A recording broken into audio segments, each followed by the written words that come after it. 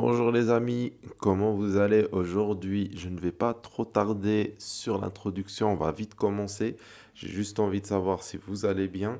Moi, ça va. Je vous raconterai un peu plus cette fois sur cette vidéo ce qui se passe durant ma semaine. Et puis, c'est une vidéo assez spéciale, c'est un hommage. Et puis surtout, c'est la première fois que je vous emmène avec moi sur une peinture entièrement, un moment où je me concentre vraiment à dessiner. Profitez bien de cette vidéo et je vous laisse tout de suite avec la suite. Il y a quelques jours, ma grand-mère est partie. C'est une phrase simple à dire, mais quand on la prononce, on réalise que c'est pas aussi simple et on réalise tout ce qu'elle contient. C'est des souvenirs, c'est des moments passés ensemble, c'est des gestes simples qu'on ne remarque pas toujours sur le moment. Et tout ça devient précieux avec le temps. Ces dernières années ont été spéciales parce que sa mémoire s'est mise à s'effacer doucement. Pas d'un seul coup, mais petit à petit, certains jours elle reconnaissait des visages, d'autres non, et puis après tout a disparu.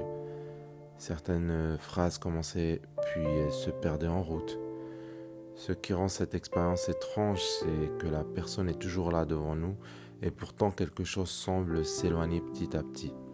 On a parfois l'impression qu'une partie d'elle est encore présente quelque part derrière ses yeux, mais enfermée dans un corps qui ne suit plus vraiment.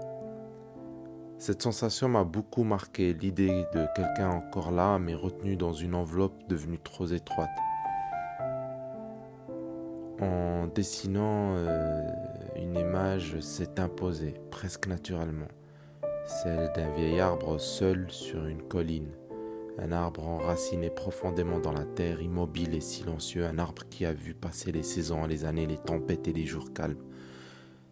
Ses racines plongent dans le sol comme une mémoire invisible, gardant tout ce qu'elle a vécu. Sous ses branches apparaît une chrysalide, et à l'intérieur, quelque chose est en train de se transformer, un papillon en pleine métamorphose. Pas encore libre, pas encore prêt à s'envoler, mais déjà en train de quitter ce qui l'enfermait. C'est ce moment précis qui me touche, le moment où une transformation commence, quand l'ancien état existe encore mais que le nouveau est en train d'apparaître. L'arbre reste là, fidèle à ses racines, incapable de suivre ce qui naît dans ses branches. Il appartient à la terre, il garde la mémoire de tout ce qui a été vécu. Le papillon, lui, se prépare à rejoindre le ciel. Dans cette image, il n'y a pas seulement l'idée d'un départ, mais celle d'un passage.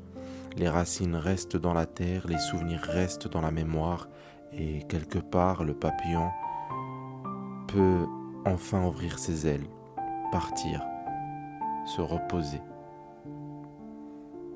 Je ne sais pas si vous êtes arrivé à suivre un tout petit peu tout ce que je disais. Je ne sais pas si tout ce que j'ai dit est totalement français.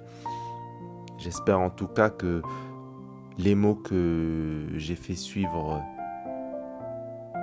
ont eu un impact quelque part, un poids dans l'hommage que je fais à ma grand-mère et peut-être que ça vous a parlé.